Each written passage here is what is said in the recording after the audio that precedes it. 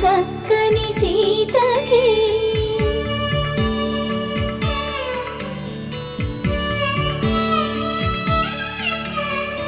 ఎర్ర జాబిలి చేయి రాముడేడని అడుగుతుంటే